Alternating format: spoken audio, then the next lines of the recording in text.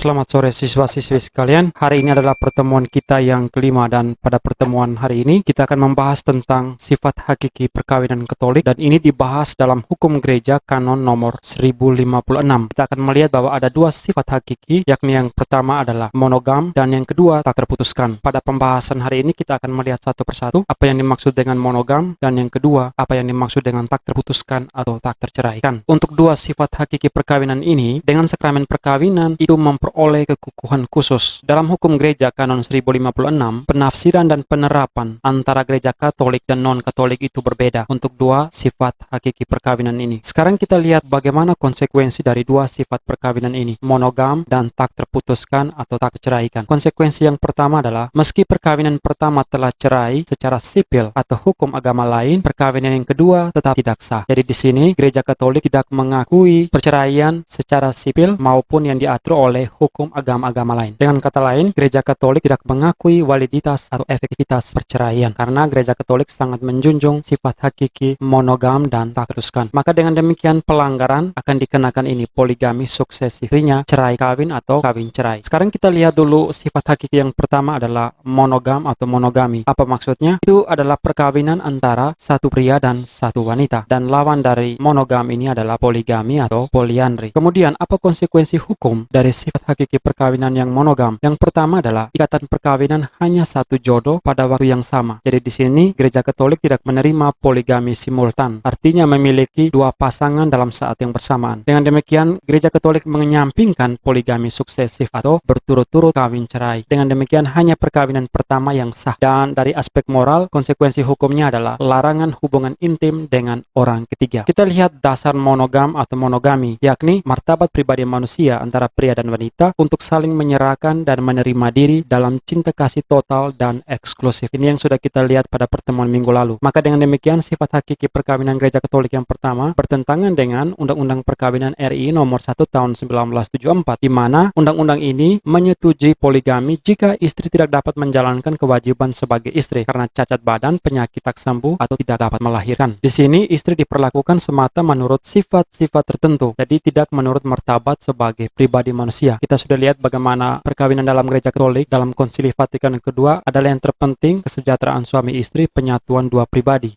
bukan penyatuan dua tubuh. Kemudian kita lihat sifat hakiki yang kedua adalah terputuskan atau tak terceraikan. Maksudnya seumur hidup, totius vitae. Suami dan istri melakukan penyerahan diri secara total tanpa batas waktu. Apa konsekuensi dari sifat hakiki yang kedua ini? Yang pertama, jika cerai itu artinya keduanya tak memenuhi janji seumur hidup, totius vitae. Jika menikah lagi, perkawinan yang kedua itu tidak sah karena masih terikat perkawinan sebelumnya. Jadi gereja Katolik hanya mengakui perkawinan yang pertama. Dan dasar tak terputuskan, dasar biblis atau kitab suci itu kita bisa lihat dalam perikop Markus bab 10 ayat 2 sampai 12 tentang perceraian, lalu Matius bab 5 ayat 31 sampai 32, bab 19 ayat 2 sampai 12 dan Lukas bab 16 ayat 18. Ini tentang Yesus dan hukum Taurat. Ini juga mengutip tentang perjanjian lama. Sekarang kita lihat ajaran gereja yang menyentil atau membahas tentang dua sifat hakiki perkawinan ini. Yang pertama adalah dokumen Gaudium et Spes artikel 48, yang kedua dokumen Familiaris Consortio artikel 20 dan yang berikut Katekismus Gereja Katolik nomor 1644